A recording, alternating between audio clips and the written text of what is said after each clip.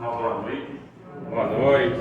Uma alegria estar aqui mais uma vez para o nosso bate-papo, sempre com a ideia de levar uma reflexão, para que a gente leve daqui algo mais para que possamos principalmente buscar aquele autoconhecimento tão importante para administrar algumas situações da vida lá fora.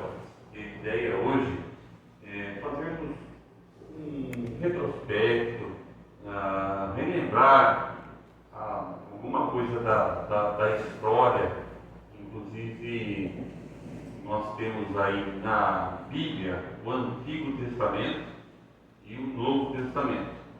Então, a gente tem no Antigo Testamento os 5 livros, o Pentateuco, também chamado de Torá, que são até traduzido por leis, mas na verdade, acho que no original, no povo hebreu, são os ensinamentos, são orientações, são dicas para um relacionamento de respeito, de convivência. Aqueles 5 livros iniciais foi onde Moisés precisou trazer uma legislação mais dura para o povo mais grosseiro daquela época.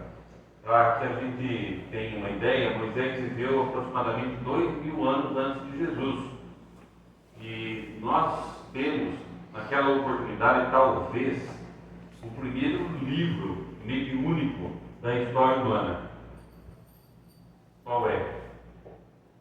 Moisés desce do monte com os 10 mandamentos, tábuas da lei, onde continham os 10 mandamentos. Então, ali, na doutrina espírita, a gente chama de primeira revelação. Ali está contido um código de conduta de relacionamento humano. Então, tem os 10 mandamentos, podemos chamar assim, uma lei universal, que serve para todo o tempo, para todo o universo.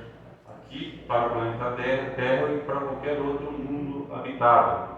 Aquelas recomendações são leis de Deus, leis naturais.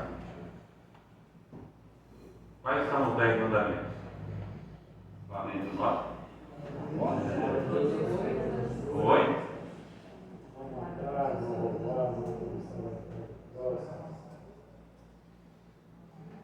Por aí, ó, pelo que o Alberto falou, já fica claro, né, que a maior parte dos mandamentos é não faça isso, não faça aquilo, não pode isso.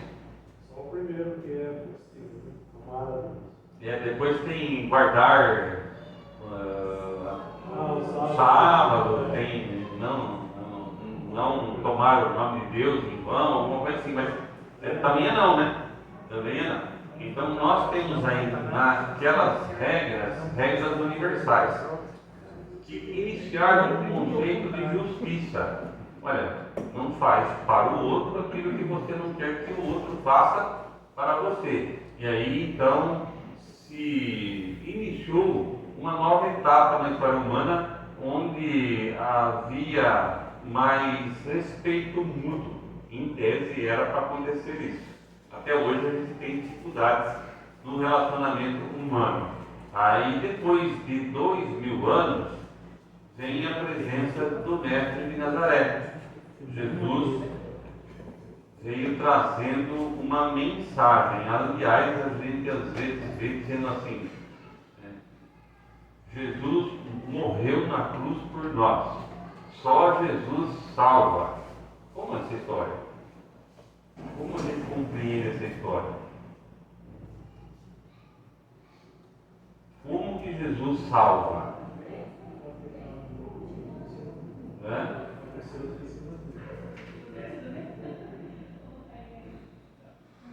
Entende assim que através do entendimento da proposta do Evangelho de Jesus, nós vamos melhorando. E aí, com um outro comportamento, um homem novo, um homem de bem, nós temos uma perspectiva melhor de futuro. E todos nós que queremos um futuro melhor, buscamos a felicidade, só que o nosso mundo ainda é de provas e ações. estamos aqui todas as terças-feiras, estamos aqui semanalmente estudando, a gente percebe o quanto isso é real. O mundo aqui, a vida na Terra não é um mar de rosas. E como a gente falou dos 10 mandamentos, eu desejo que vocês me ajudem um pouco com relação aos ensinamentos de Jesus. Qual o ensinamento que calou fundo? Qual o ensinamento de Jesus? O que está no Evangelho que vocês levam para a vida? Quem me ajuda?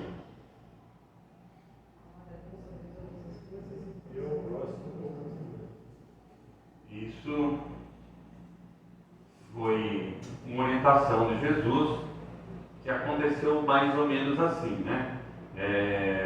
Um doutor da lei chegou para Jesus e perguntou, tentando testar o mestre, né? Mestre, o que eu faço para herdar a vida eterna, o reino dos céus? E Jesus disse a ele, né? O que está escrito na lei? Porque ele era o doutor da lei. E aí o sacerdote, o doutor da lei, respondeu: amarás o Senhor teu Deus de todo o teu coração, de todo o teu entendimento, toda a tua alma e o teu próximo como a ti mesmo. Jesus fala para ele: então vai e faça isso, e você será feliz, terá, né, o reino dos céus. Para testar Jesus, esse doutor da lei continua: quem é meu próximo? Lembra disso? E aí Jesus então fala assim: olha, é o seguinte,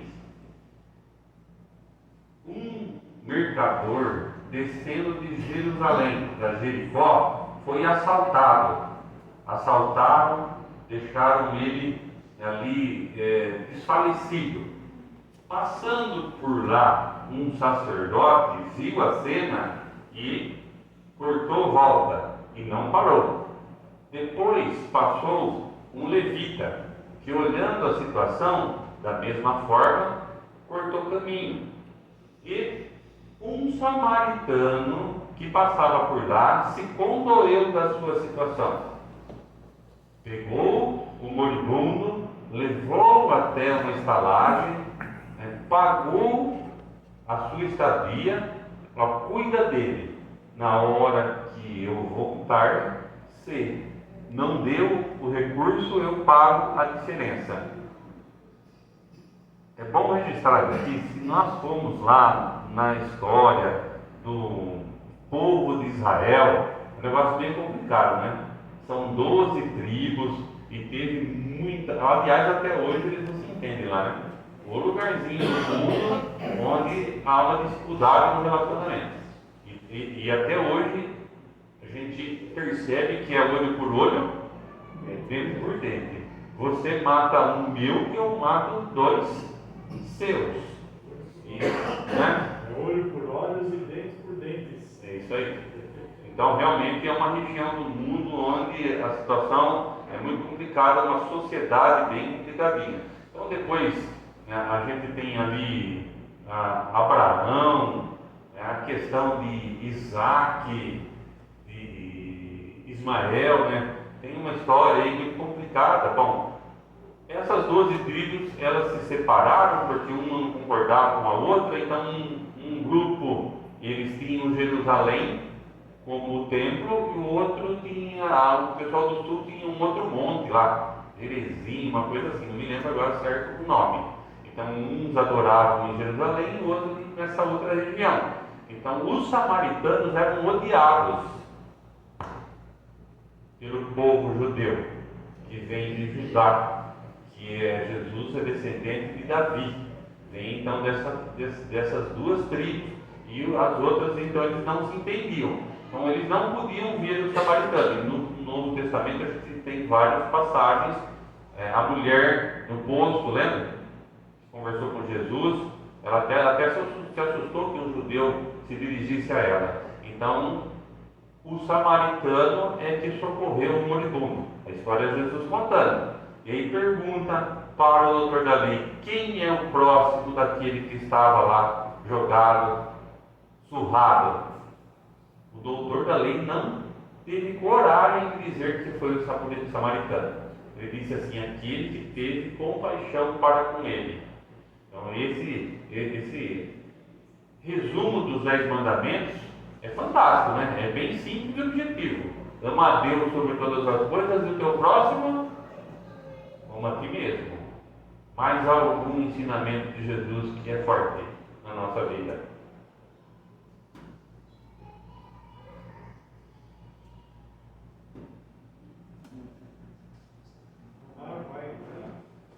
Esse daí é dos 10 mandamentos, né? Fora da caridade não há salvação. Fora da caridade não há salvação é uma recomendação de Allan Kardec aos espíritas, porque naquela época é assim, né? Céu e inferno. O que é o céu? O que é o inferno? Então, se você não andar na linha, você vai para o inferno. E é um inferno de fogo. É um inferno quente ou frio?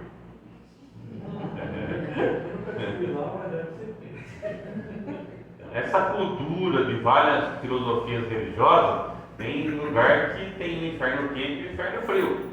Tá? Então a questão de inferno é a questão da, olha, você vai eternamente para um lugar ruim, onde há choro e ranger de dentes. E o que então as religiões diziam? Ou você vem para a Igreja Católica ou você vai para o inferno. Ou você vai para a Igreja Evangélica ou você vai para o inferno. A conclusão que Allan Kardec chegou é que não é da Igreja A, B ou C. Aliás, é bom que se registre que o Kardec perguntou para a espiritualidade qual a melhor religião. Tá? Allan Kardec perguntou qual a melhor religião. Qual foi a resposta? Valendo nada. É aquela que torna o homem melhor. Então, todas as religiões podem ser boas para o ser humano. Por isso que o centro espírita sempre estará aqui de portas abertas. Minha esposa não gosta do que eu falo, mas eu fui um católico de carteirinha. Então, né, quando eu a conheci, ela falou: olha, eu percebi que você é assim como padre, eu sou espírita, não sei não, pensa bem. Tá? Então, é assim. Não importa, você está feliz, está te fazendo bem a Igreja Católica, fica lá. É isso que importa. Você vai frequentar a Igreja Evangélica, está te fazendo bem, o protestantismo, testemunho de Jeová, está te tornando um homem melhor. É isso que importa, porque Deus é um só. O que importa não é tanto a religião, é a religiosidade, é o que a gente tem dentro do nosso coração, dos nossos sentimentos. É isso que importa.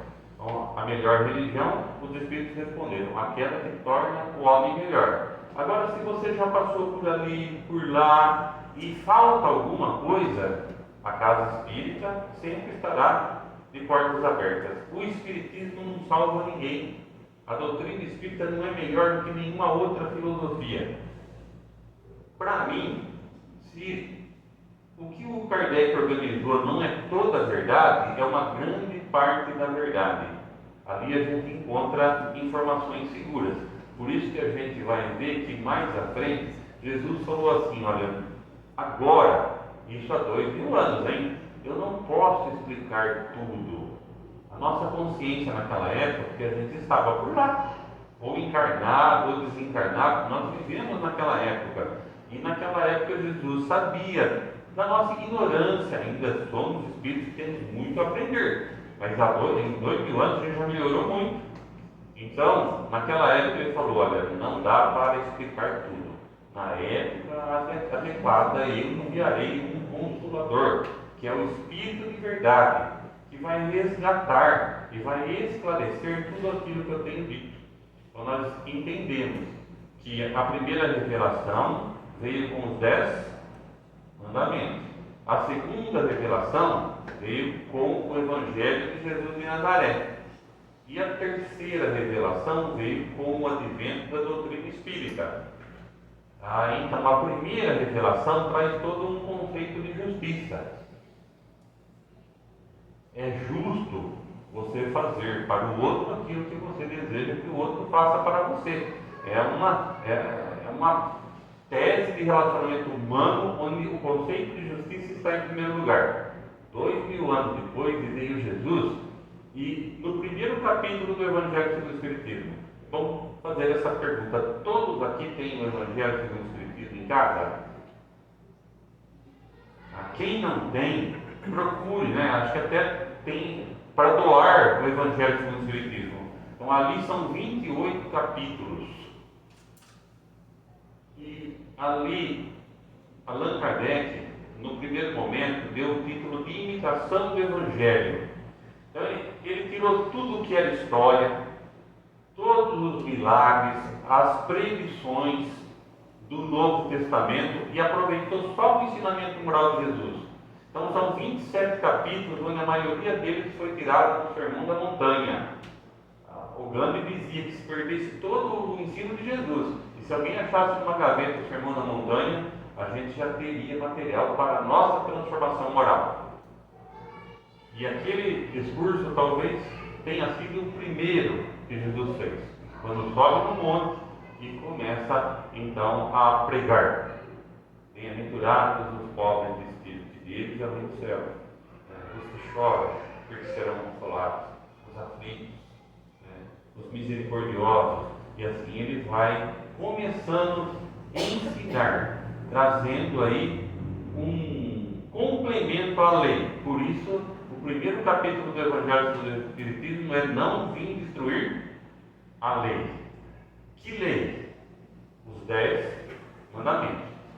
Então, ele reiterou que aquele compêndio servia para toda a humanidade, só que era questão de justiça, e ele veio trazer um complemento, falando do amor ao próximo, da necessidade da compaixão. Foi o primeiro profeta que trouxe uma novidade, que a vida que vale a pena é aquela que enxerga o outro, que vai de encontro ao sofrimento alheio. Por isso que o Kardec depois falou assim: ó, espíritas, fora da caridade não há salvação, é a prática do bem. E o que acontece na atualidade é que a maioria de nós, às vezes, perde a oportunidade da prática do bem. Durante todo o dia surgem momentos onde nós podemos enxergar mais o outro, auxiliar de uma forma bem simples e objetiva, sem às vezes mover muita energia para isso.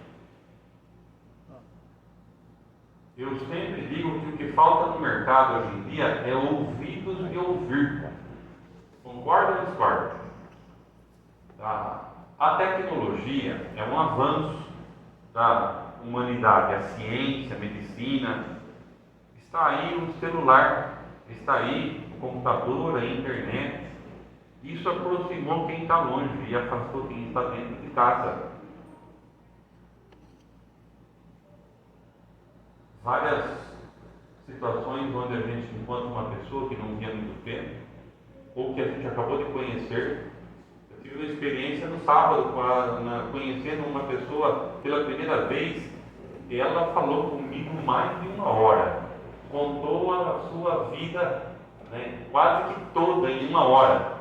Que eu percebi que ela estava precisando expressar, ela estava necessitando falar de si, falar do que passou, do sofrimento, das necessidades, das dificuldades com os filhos, com a parte financeira, com a parte da saúde. Então, em 1 hora, a pessoa desabafou.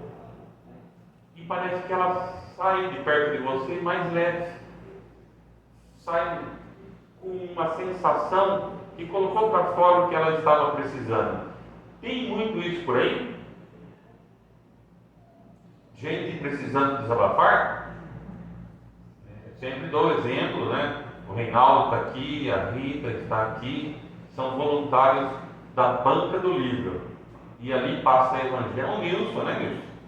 Quantas vezes você Sempre não passa a gente para conversar. De todas as religiões. Não entende nada, mas passa a gente para conversar. Vai. Acontece na Feira do Rio também. Lá não. Fazer um atendimento fraterno lá direto. Percebe quanto as pessoas precisam conversar? E as dúvidas são inúmeras, principalmente, são todas as matizes, mas principalmente quando a pessoa perde um ente querido.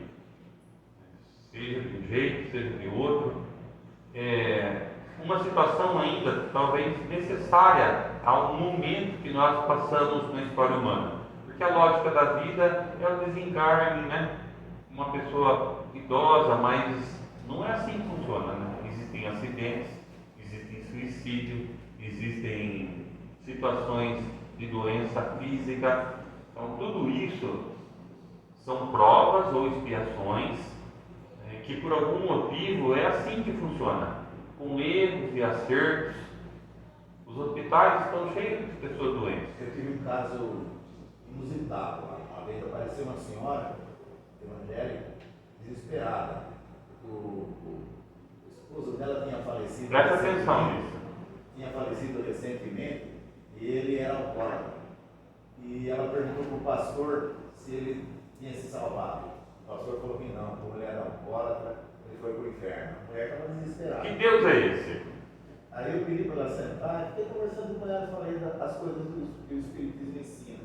E ela acabou indo naquele tempo, eu frequentava mais o Teresa de Jesus, eu indiquei para ela, assisti palestras, falei como que o Espiritismo entende que funciona, e não existe inferno, céu, são coisas não materiais, mas estão no nosso coração. Quando a gente está bem, está feliz, estamos no céu. Quando nós estamos irritados, nervosos, apoquentados, nós estamos no inferno.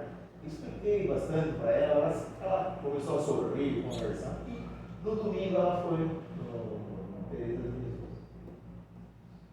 Quem aqui é mãe, quem é pai, quem é filho? Que mãe, né? Que mãe aqui na terra vai querer que um filho fique eternamente no inferno, nesse inferno que a cultura humana prega. Não, se a gente não é assim, quanto mais Deus, o Pai, E é perfeito. Né? Por isso que quando a gente começa a estudar a doutrina espírita, a gente vem aqui para a casa espírita procurando. A maior parte das pessoas que procuram o centro espírita é pela dor. Poucos vêm até aqui por amor, por querer entender algo a mais. Só que eu sempre digo, né? Quem muito é dado, muito é cobrado.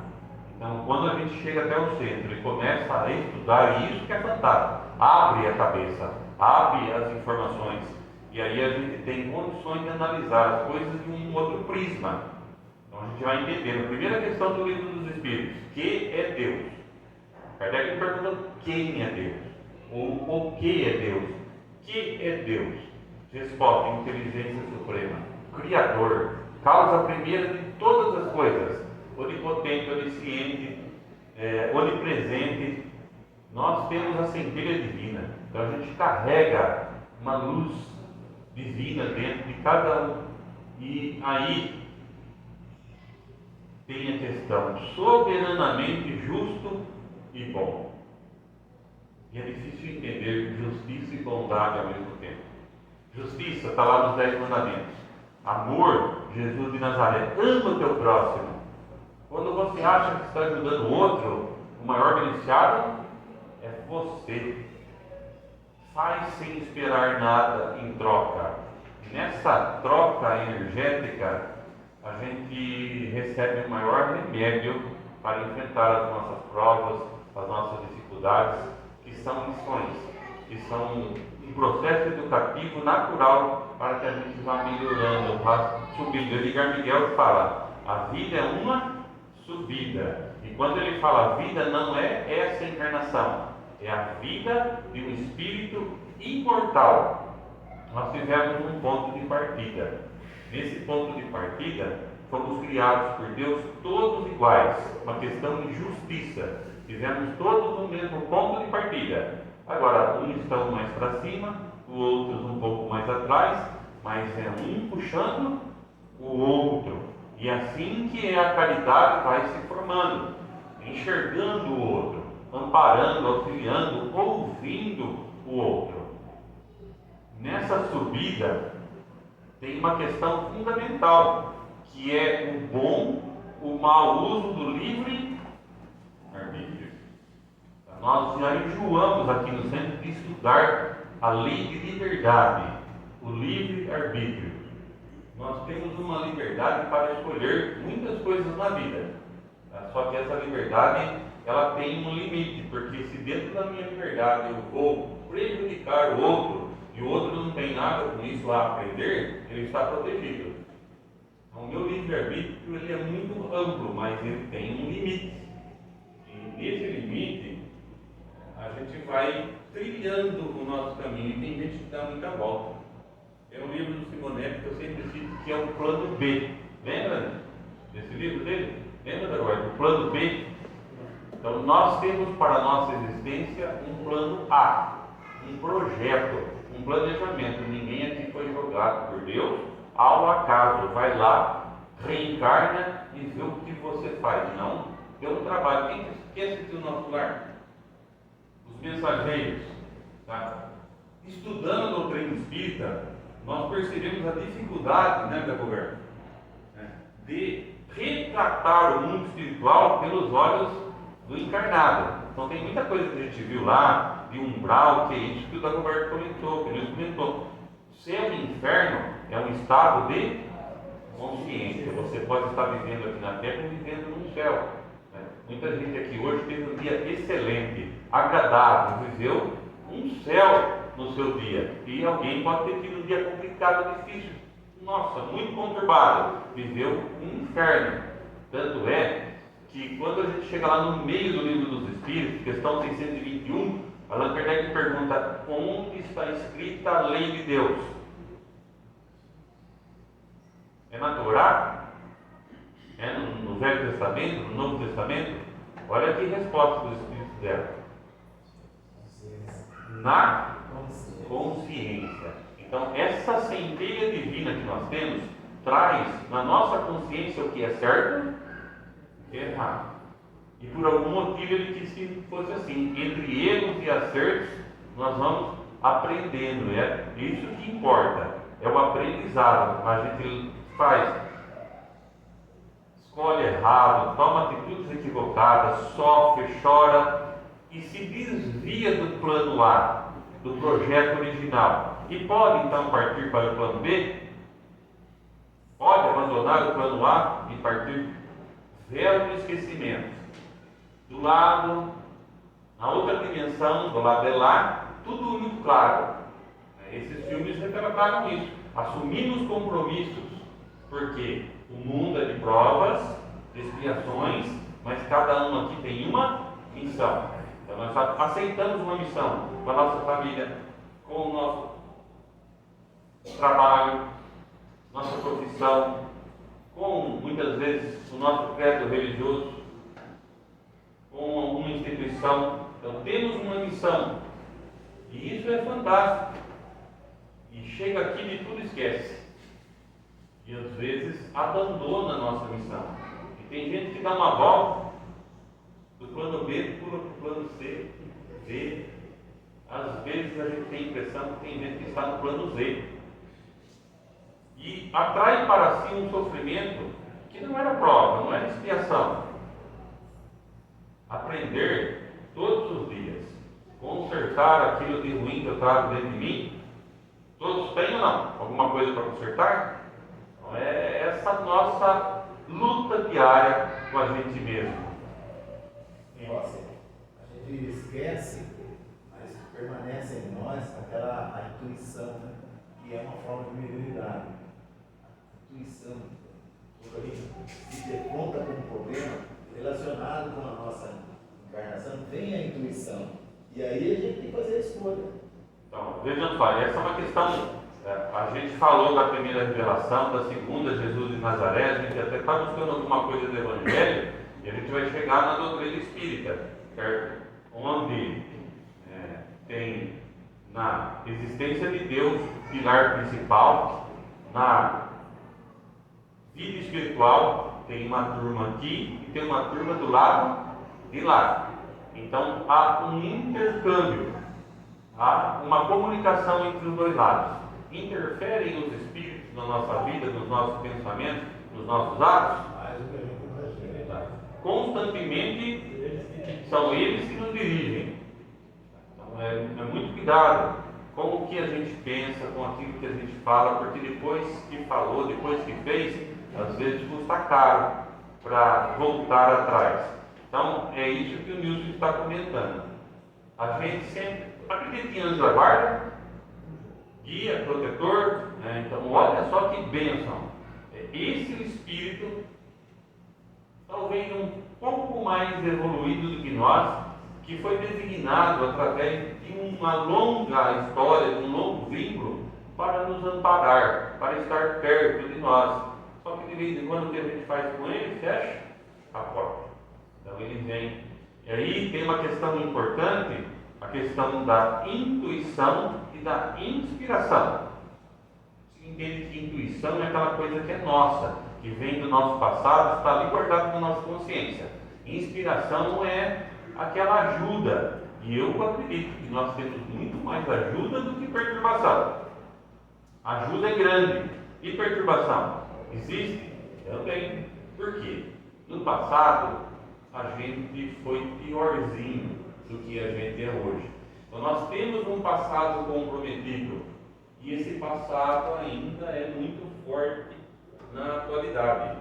No passado a gente traiu, humilhou, passou a perna, roubou a mulher, a fazenda. Lembra da história da cerca? Uma encarnação puxa a cerca para o meu lado, na outra o outro puxa para o dele. Até a cerca ficar no lugar certo, às vezes demora 400, 500 anos de disputa, de desavença, de sofrimento. Então vejam só o quanto essa influência espiritual para o bem ela é muito frequente. Só que às vezes eu estou com a minha mente, com o meu pensamento fechado a essa ajuda.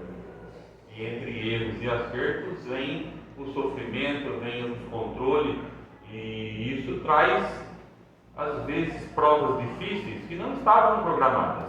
O que a gente procura sempre, quanto mais próximo do plano A, ele não vem pronto. E é por isso que tem mérito, porque ele fica no subliminar, ali no subconsciente. E nós temos que ir trilhando os melhores caminhos. Para isso, a gente tem essa intuição e essa inspiração nos momentos em que a gente precisa, para que a gente acerte mais e se equivoque menos. Mas esse é um processo. Tá? Mais alguma coisa de Jesus para a gente passar para o Espiritismo em si? Eu cheguei atrasado, não sei se já tocaram nesse assunto. Eu acho interessante aquele assunto que ele estava falando, e chega alguém e diz que a mãe e os irmãos dele estavam lá fora querendo falar com ele. Ele, quem é minha mãe? Quem são meus irmãos? Aí ele fala, minha mãe e meus irmãos são todos aqueles que fazem a vontade do meu Pai que está no céu. É a família universal. Isso aí, a gente tem que tomar um pouco do cuidado. São traduções ao pé da letra. A gente não foi bem isso. Da edição tem gente que fala, Jesus desprezou a mãe e os irmãos. Não, a tradução, quando você pega uma língua e traduz para outra, sempre se perde um contexto. É a mesma coisa nos filmes, na semana da Páscoa, agora que está chegando, onde Jesus chega e é agressivo e vira as mesas dos vendedores do templo. E eu não consigo enxergar Jesus agindo daquela forma.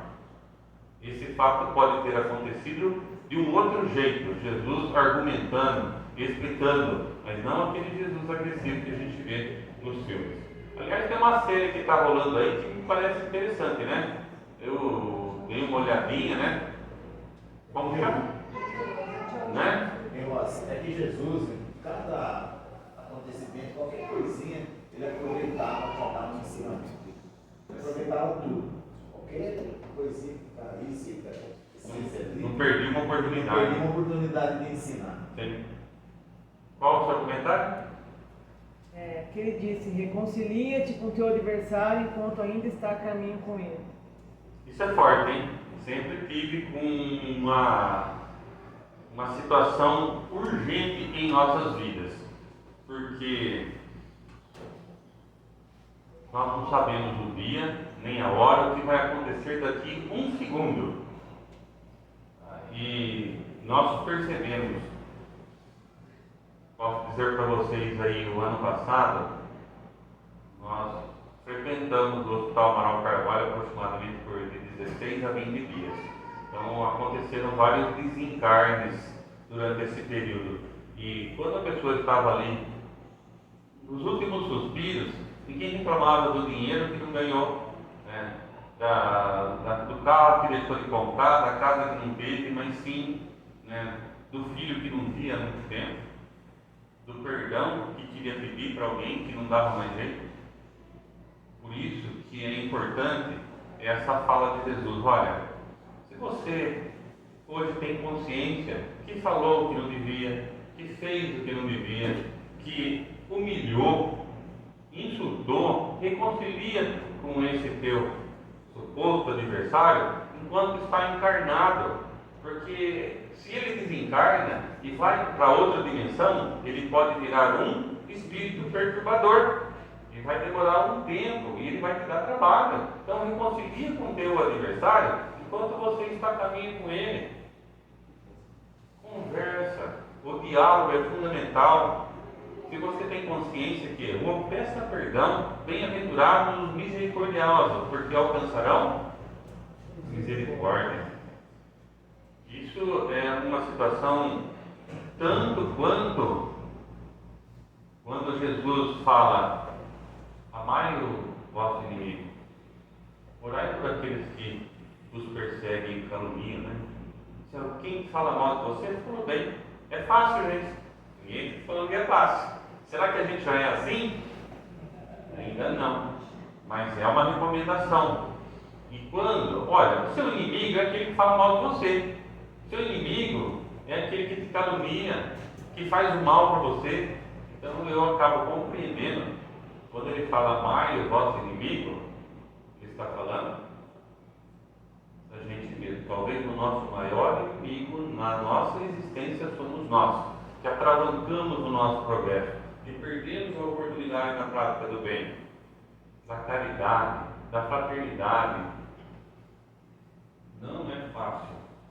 Ninguém aqui está dizendo, mas é um trabalho que a gente precisa realizar. Porque enquanto o nosso coração se enche de revolta, de ódio e rancor, o outro pode estar numa boa e eu me envenenando. Está cheio de gente lá no Amaral Carvalho. Porque a bomba estoura uma hora.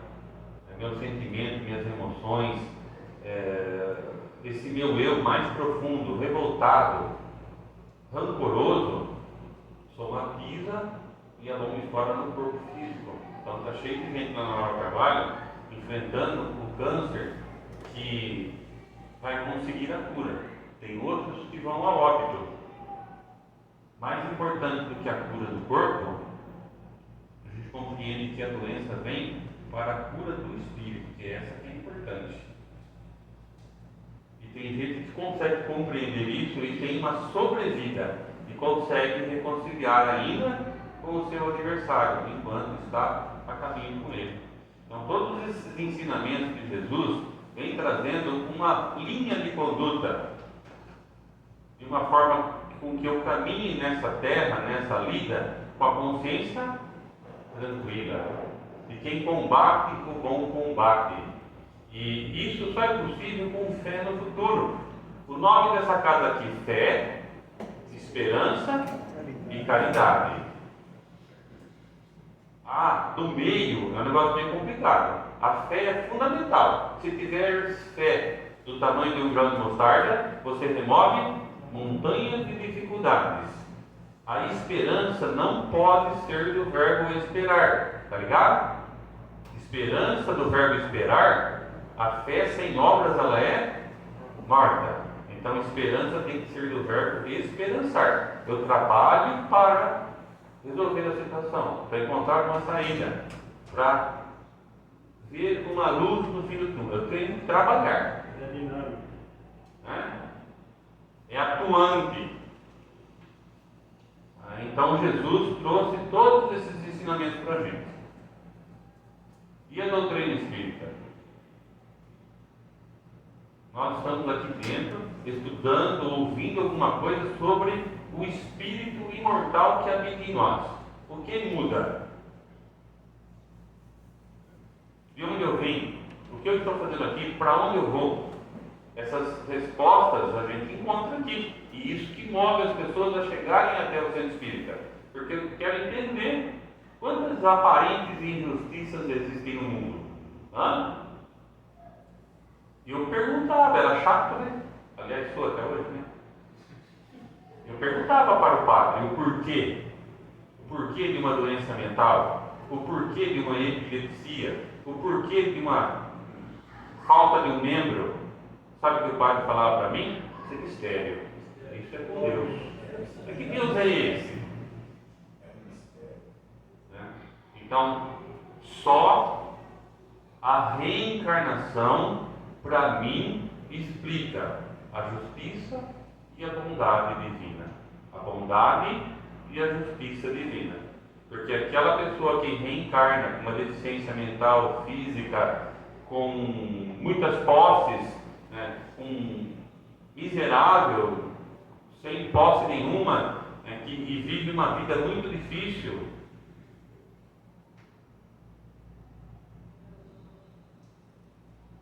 Deus tem a sua lei. E se a lei é justa, serve a todos. Mas dentro da sua misericórdia, Ele permite que dia a dia a gente vá fazendo melhor, vá fazendo diferente. E a lei geral, resumindo tudo, quem planta, colhe. Isso é justiça. Se você semeia vento, colhe tempestade. Se você planta feijão, você colhe feijão. Então Jesus trouxe isso aí. A cada um é dado segundo as suas obras. Tudo que nós enfrentamos hoje, foi bom ou foi ruim, é causa ou é efeito? É um efeito que tem uma causa. Então tudo aquilo que nós estamos enfrentando na nossa vida tem a nossa mão, o nosso dedinho. É uma construção nossa. Aqui ninguém é vítima. E tudo que vem para a gente vem para o bem. Mesmo que nós, a primeiro momento, não compreendamos tudo isso. Tudo vem para o bem, tudo vem para o nosso crescimento, para que a gente vá realizando a nossa subida. A consciência tranquila e a fé no futuro são requisitos básicos para que a gente tenha aí um dia onde a gente vai enxergando as decisões que precisam ser tomadas, né, os caminhos a serem percorridos. E nesse mundo de meu Deus, essa inspiração, essa intuição é muito frequente. O nosso anjo da guarda, o nosso guia, o nosso protetor, ele sempre está bem perto de nós, enviando as melhores sugestões.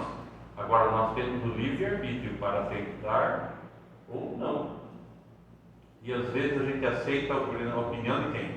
De quem quer ver o circo pegar fogo. Porque é assim que funciona. Nós somos quase 8 bilhões de encarnados e talvez 30 bilhões de espíritos no planeta Terra. Então, não são eles, não somos nós que vivemos no meio deles, mas eles que vivem no meio de nós. Morreu, o corpo morreu, virou santo. Não está cheio de espírito que o corpo morreu e ele continua por aí, numa outra dimensão, mas assim, olha, muitas vezes na casa, muitas vezes no trabalho, muitas vezes perto de quem eles amam, às vezes atrapalhando um ao outro. Então, existe uma grande influência espiritual, tanto de quem está lá para quem está aqui, como de quem está aqui para quem está lá. A pessoa não aceita o desencarne de alguém e fica aqui revoltada, agoniada. Quem está sofrendo é quem está lá também. Quando a gente fala de influência espiritual e estuda, né, tudo começa de uma forma bem simples, né, Renato? Uma influência bem simples que dizem que a gente tem para o gasto. O Divaldo fala, obsessão simples a gente tem para o gasto. Tanto é que de vez em quando a gente muda o nosso humor, ó, acontece alguma coisa, a gente já pisa alguém no meu carro, eu já saio chutando o balde. E se eu não tomar cuidado, vira festa. É cego conduzindo cego. Então presta atenção. Por isso que Jesus dizia: vigiai e orai. Vigilância no sentido de presta atenção nos seus pensamentos, nas suas atitudes, no momento que você está. De uma obsessão simples a coisa evolui e a pessoa fica fascinada. Ela falando até coisas que não tem nexo, mas ela está brigando porque ela está falando a verdade. E aí, lá no Perlac está cheio de gente, uma situação um pouco mais delicada, onde já é um espírito que domina e que conduz o ser. Aí a gente percebe lá a dificuldade que é no tratamento, no comprometimento da vida da pessoa, no relacionamento humano. E é muito difícil sair dessa situação. Graças a Deus, eu acho que é minoria, mas nós estamos inseridos nessa questão de relacionamento humano. E a gente se relaciona com o encarnado e com o desencarnado. Nós possamos cada vez mais entender que esse processo é constante em nossas vidas. E a gente precisa usar o melhor possível que a gente entende que é correto, do que é a prática do bem, para que essa consciência tranquila nos dê um norte e nos dê um sentimento agradável que a gente está combatendo o bom combate. Estar dentro de um centro espírita não é benefício nenhum, não tem privilégio e sim tem uma grande responsabilidade. Quanto mais a gente tem informação de como funciona a lei, como funciona a vida, os mecanismos que nós dispomos para tocarmos a nossa existência da melhor forma possível, a batata esquenta na nossa mão. E de vez em quando a gente erra, porque ninguém aqui é perfeito.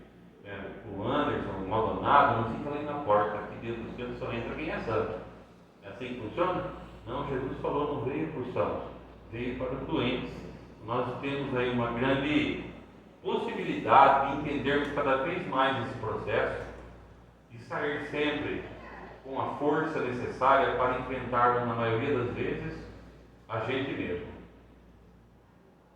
Nosso maior inimigo, podendo colocar em prática as orientações de Jesus de Nazaré.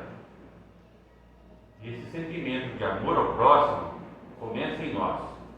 Ama a Deus por todas as coisas e o teu próximo como a ti mesmo. Tem hora que a gente precisa se perdoar. O Chico dizia, não dá para mudar o passado, mas dá para fazer diferente daqui para frente. Olha que beleza isso. Então o passado ficou ali. É bom a gente ter ele como uma lição de vida, um processo educativo. Mas tem gente que até hoje, dizem os estudiosos, que 70% do tempo a gente sofre porque fez. E não dá para mudar. 25% do tempo a gente sofre pelo futuro. E só vivemos o presente em 5% do nosso tempo. Isso é um prejuízo enorme para a nossa existência. Então, e eu passei por isso e passo ainda em todos vocês. A gente não está presente na maioria do tempo, aproveitando as pessoas, os fatos, as experiências, tudo isso. Então, a doutrina espírita veio e nos traz uma grande contribuição. Nós possamos aproveitar isso, tendo como base a justiça, o amor, mas a caridade como meta, porque é só através da prática do bem que a gente sai de um momento aqui para chegar lá. E não tem problema. Deus, eu sempre afirmo isso, tenho certeza, Deus não tem pressa. Jesus, nada de pressa. A pressa tem que ser nossa.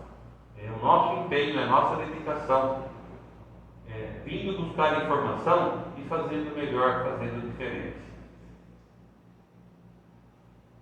Vós sois o sal da terra, foi isso que você falou? Vós sois a luz do mundo. Planta que você colhe, bate que a porta abre. Talvez está faltando no mundo gratidão. Existe muita reclamação e pouca gratidão. Então, nós acordamos hoje, fomos trabalhar, levantamos, né, por várias dificuldades. Essas dificuldades que enfrentamos é esse processo educativo. Mas quanta gente pior, né? Quanta gente numa situação bem mais difícil. Então a gratidão tem que ser presença em nossas vidas. Daqui a pouco a gente vai dormir. Um momento de reflexão, de oração, se possível de leitura do Evangelho do Espiritismo. Só faz bem, é um remédio e tanto. Como o Gaguard fala, se você não tem oportunidade, tem vários momentos do Evangelho no Lar pela internet, né? Tem um livro chamado O Evangelho é um Santo Remédio. Isso aí. Muito bom. Pura verdade. Levantar a verdade do Evangelho, a gente encontra tudo, a resolução dos problemas. Tudo que você precisa está lá. Então, quero que vocês saiam daqui pensando em tudo isso, no nosso comportamento, no momento que nós nos encontramos, o quanto podemos realizar sem ter muito trabalho, sem fazer grandes coisas. A Madre Teresa de Calcutá dizia, né, que qualquer ato de amor é uma gota no oceano da vida, mas sem essa gota o oceano seria menor. Então são pequenas coisas feitas com muito amor que vão fazer toda a diferença na nossa existência. O Chico Xavier uma vez estava saindo para trabalhar, ele trabalhava na Secretaria de Agricultura de Uberaba, não é isso? Ele trabalhava, ele saiu e tinha uma senhora na porta da casa dele, né? E a mulher precisava conversar, precisava desabafar. Ele falou: minha irmã, agora não dá, eu estou atrasado, eu estou indo trabalhar, tem horário para entrar. Mas Chico, eu estou com um problema lá em casa. O Chico falou: agora não dá. A hora que o Chico virou para ir para o trabalho, quem estava lá? Manuel, né? Emanuel estava lá. Chico, eu estou atrasado. Ele falou: não, Chico, senhora, olha, eu tenho um minutinho, Chico. Meu marido está assim, assado, eu não sei mais o que eu faço. Minha irmã, tenha paciência, tenha fé, faça uma oração, um copo d'água, um santo remédio também. Então tenha um pouquinho de calma que tudo vai se acertar. Fica tranquilo aí, procura uma melhor solução e tal. Sei que ali foi 2, 3 minutinhos, né? Vai com Deus. E o Chico para o trabalho. Na hora que ele virou para trabalhar, quem estava lá? O Chico olha para ela. O Chico olhou para trás, estava saindo um facho de luz dela e chegando até ele. Ele se assustou. O que é isso, Manuel? Isso é gratidão, Chico. Imagina se você tivesse dispensado ela, o que ia vir para você? Então, sempre que a gente pode, possamos ter uns parentes no nosso dia para ouvir alguém, para pouco falar, mas ouvir mais. E aí a gente percebe o quanto nós podemos fazer a diferença na vida de muitas pessoas. Vamos fazer uma prece. Depois da prece é o momento do passe. Aqueles que desejarem esse tratamento fluídico que complementa todo o trabalho aqui da casa, os passistas estarão lá à disposição.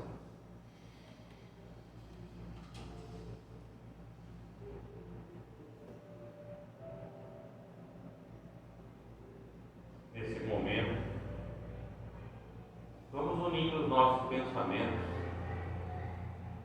com um sentimento de gratidão, agradecendo a Deus, o Senhor da vida, ao Mestre de Nazaré por seu Evangelho sublime de amor e paz, agradecendo por tudo que nós temos, por tudo que nós já conquistamos nessa longa história de um espírito imortal que chega até aqui.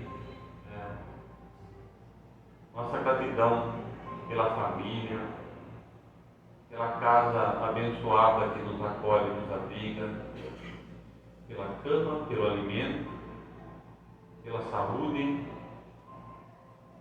até as doenças. Já compreendemos que são ainda situações necessárias nesse processo educativo do nosso espírito. Agradecemos pelo trabalho, o trabalho no lar, o trabalho profissional, o trabalho voluntário.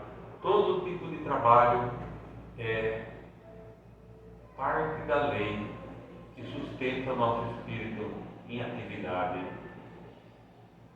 Enfim, Senhor, queremos te agradecer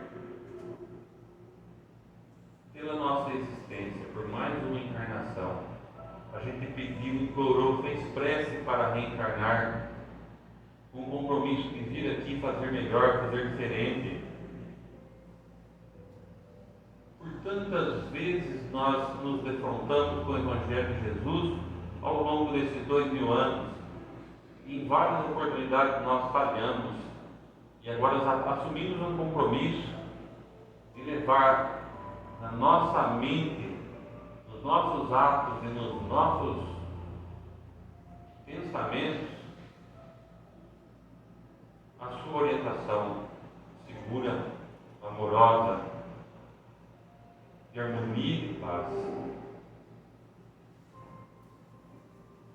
trazendo na nossa memória aquele fato do barco que estava em meio à tempestade e os apóstolos chamando, implorando a sua ajuda. Você que dormia,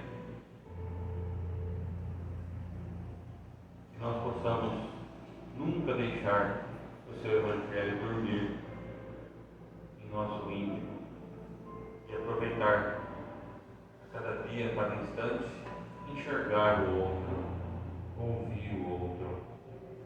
Muitas vezes, ainda com nossa ignorância, mesmo na dificuldade, perdoar.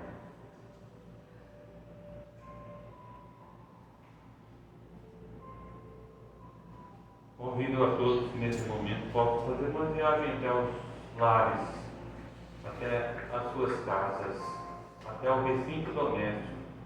Vamos aproveitar esse ambiente de paz e ir até lá, dando uma volta pela sala, passando pela cozinha, dando uma olhada nos quartos, banheiro, garagem, quintal. Vamos deixando lá naquele ambiente doméstico um pouquinho dessa energia que sentimos aqui.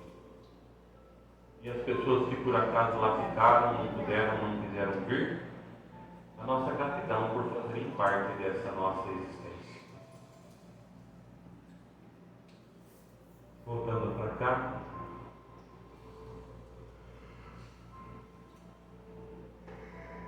apenas pedimos à espiritualidade amiga, aos mentores dessa casa, aos nossos guias, nossos protetores, que possamos estar sempre atentos e conectados com toda a ajuda que recebemos ao longo da nossa trajetória, para que possamos cumprir o melhor possível a nossa tarefa